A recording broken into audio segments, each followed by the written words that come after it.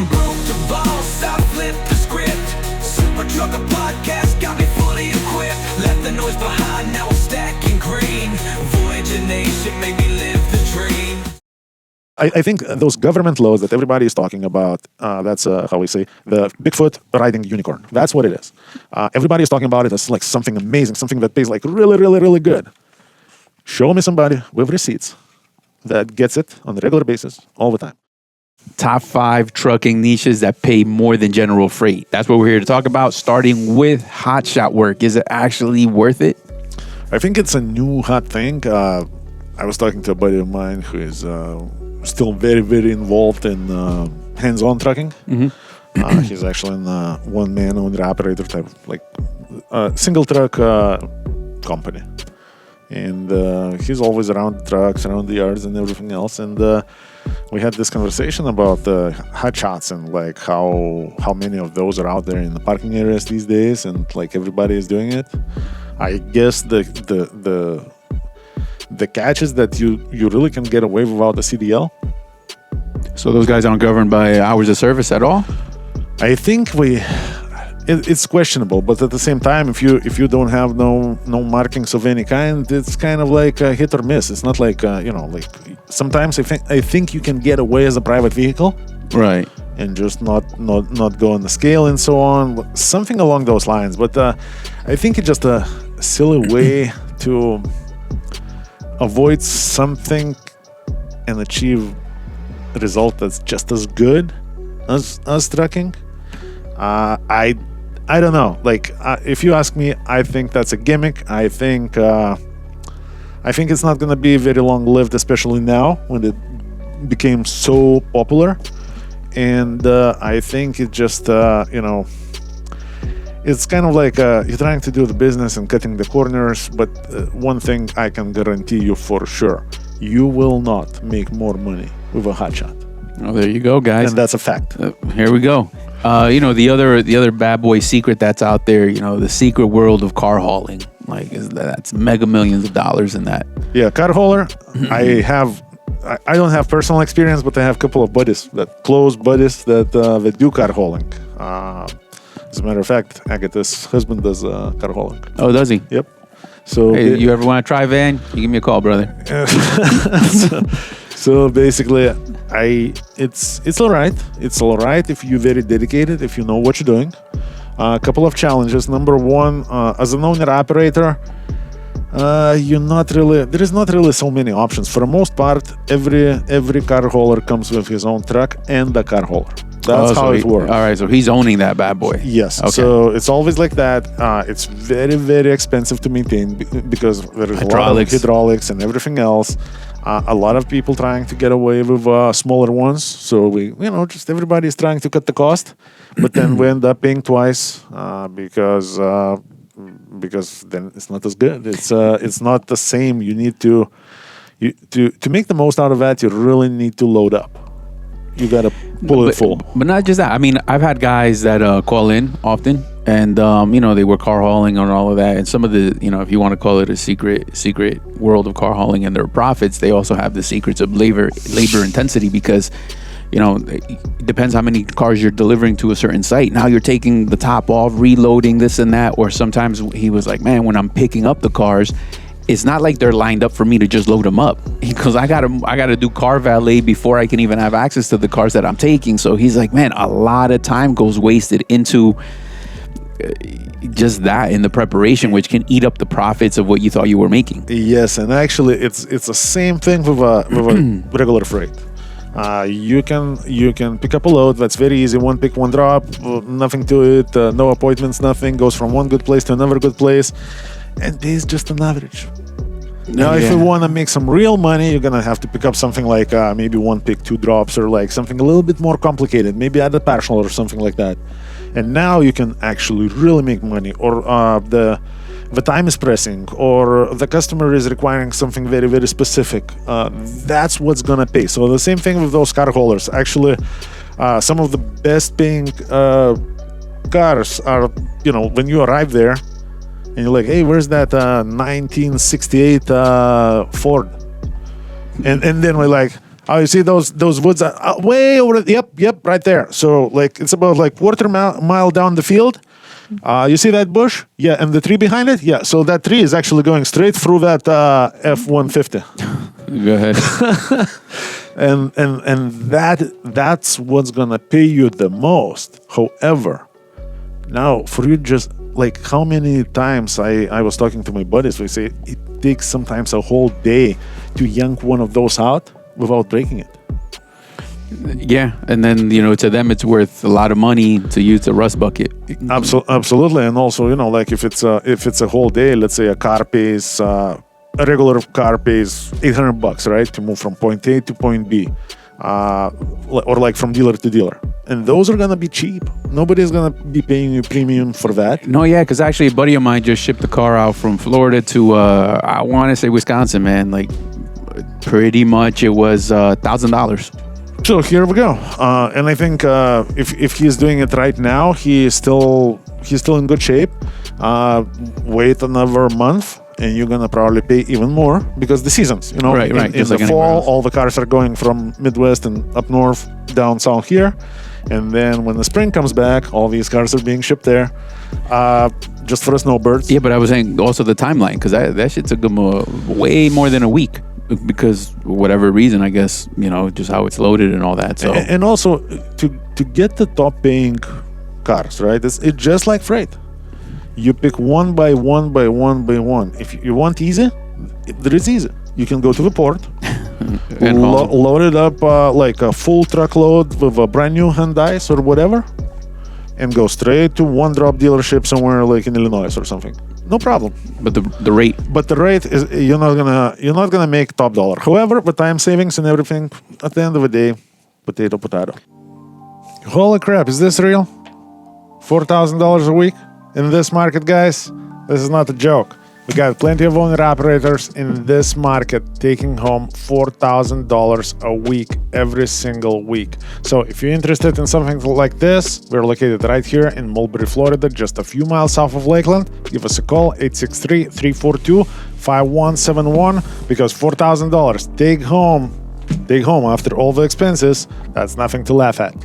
So let's talk about top rates, which lead us to number 3 here, government contracting. And is this the high-paying freight? I think that's the biggest. That's the biggest unicorn. Well, isn't the post office government? Yeah. And how's that doing? It's not doing well. So I think those government loads that everybody is talking about. That's how we say the Bigfoot riding unicorn. That's what it is. Everybody is talking about it as like something amazing, something that pays like really, really, really good. Show me somebody with receipts that gets it on a regular basis all the time. So even if something like that exists, it is not gonna last you. It's gonna be a one-off type of thing.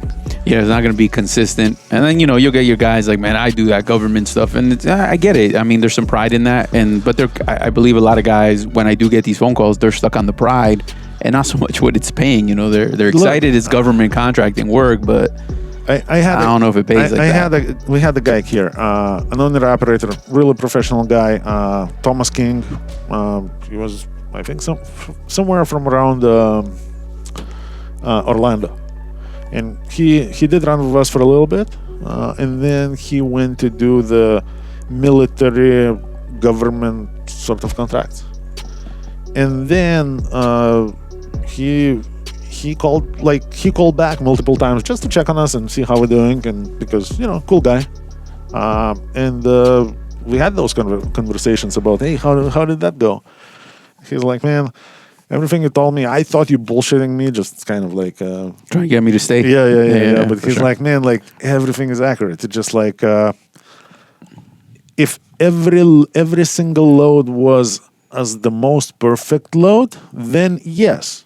But the same thing applies here. If everything was just like the most perfect load, everything would be perfect. So at the end of the day, It's I don't know. It's a niche, but no, none of those magic loads that pays you with gold bricks exist. Yeah, because then we go into the next category: specialized reefer and hazmat. Like, man, let me tell you something. I think I know more guys that just let their hazmat fall off as far as the endorsement than even trying to keep it, because it's not. I know you mentioned time and time again, that's for the big boys, the big trucking companies. Yep. I used to have doubles, triples, and hazmat. Well, doubles, triples still on. Hazmat has expired because, again, it is not paying. Like, there is... If let's say if you have hazmat shippers as some of your customers, absolutely, it's beneficial to have it because you're going to be able to service a customer instead of losing it, right? But at the end of the day, money-wise, there is no money there. There is no. You would think, oh man, it's a hazmat, so it's gonna pay like double. Or no, none of that. And all the liability tied to having it. So yes, and it's just a different thing for the same pay. That's pretty much what it is. And again, it's for the big boys. Like I noticed, at least in my experience as a driver, as an owner operator, hazmat was very, very attached to companies like UPS, FedEx, Watkins back in the day, Estes, to where you just go from one terminal to another. It's a small like package shipping, and a lot of times in those small packages we will contain hazmat, and this is why you need a hazmat. And that's what's up. But those usually also like big boys toys, and we have to be very, very competitive on the rate to bid against each other. And no, it does not pay. I'm not even gonna say it. It's not like it's not gonna pay a lot. Is not a good example of not the best word selection. It's gonna pay you just as much as a normal regular freight every day. That's it. Yeah, here we go. Which leads us to guys are always looking for that the killer, the highest paying general freight, and flatbed and oversized loads. Is that overrated? I mean, flatbed, man, first that seasonal, 1, 2, that's going to be a young man's game, man. That's not, tarping, and especially this, the winter, a lot of those guys, they're in, they're out, they're in, they're out. For that inconsistency, I just say, like, what did you make at the end of the year? The same thing. Same thing. Yep. So I had the back and forth and all that movement and no progress, and you're up there tarping, fuck around and get hurt, and then what, right? And not just that. Like let's just talk about a couple of things that are really important to the people that are looking to jump into the game, right? Mm-hmm. For example, just to pull a flatbed. All right, you can go on and lease onto the company that does the flatbed work, right? Everything else still applies. Same as dry van, same as reefer, seasons, areas, everything is gonna be kind of same, just backwards. So it's gonna be different areas, different seasons, and so on. But nothing is gonna be very consistent. It's gonna be all over the place. Now, just to get in seriously, you probably need another $5,000 up front just to get all the tarps, all the chains, all the blocks, all the straps, everything else. So $5,000 in addition to everything else. Yeah, not to mention insurance is going to be different too. Yes. Plus, in some states, you need some additional permits and so on. So I don't know. I think if, to be fair, per mile it probably pays more. But now the reason it's best to always look at the annual revenues is because now you're gonna see the full picture. Because just because this load, let's say, pays, I'm just gonna use random numbers so for easy calculation. So let's say if there is a load of 500 miles, right, and it pays, let's say it pays $1,500 as a regular freight, as a dry van. Let's say if it's a flatbed, in some cases it may pay, let's just say, $2,500. Mm-hmm. But now, because of all the tarping, bracing, blocking, and strapping, it's gonna take you with a dry van. You're gonna knock out those 500 miles in one day. You're gonna load in the morning, you empty the next morning, and you are on the next one. So $1,500 in the pocket, and you're good to go. And that's only one day operation. For a flatbed, if you're gonna be looking, there are some loads that you don't have to tarp. And I know a lot of people gonna think that, oh, let me get the one without tarps. Okay, cool. But now you're limited. None of those are gonna pay a lot. No, not just that. While you're talking about that, actually, the other day coming to work, I'm watching this flatbed guy get unloaded. It was sod, so no tarping. But still, like, if it was a rainy day, just Mother Nature, man, that he was way in the field, mud and... And also, I'm curious, what about the weight? Because, once we load up is one weight, and then let's say you get drenched in the rain, and now it's a different weight. How to deal with that? It depends how far are you going, and so on. And to finish off my idea, so to right now, if we applying the same rules to the flatbed, so you arrive, let's say Monday morning to pick up that 500-mile run that pays you $2,500. It probably can take you up to the end of the day until you're loaded, tarped, strapped, and everything else. Now, the next day you're gonna use to make a run, and then the third day, you're gonna untarp, unstrap, undo everything, and then pack everything up, prepare for the next load. So 2.5 days in, you made $2,500. The guy who did just the regular stuff, loaded and unloaded, in the same time of 2 days, he's already sitting. Even if his next load was the same as the first one, $1,500, he's already sitting in $3,000. Here we go. And then what about the ever so tankers, man? A lot of money inside of tankers. Although their equipment's expensive, man. That's a big downfall right there. Yes. So I think as an owner operator, it's just not reasonable. I don't think it's a safe investment to purchase your own tanker. I think usually that's going to be the carriers who have the customer for a tanker freight.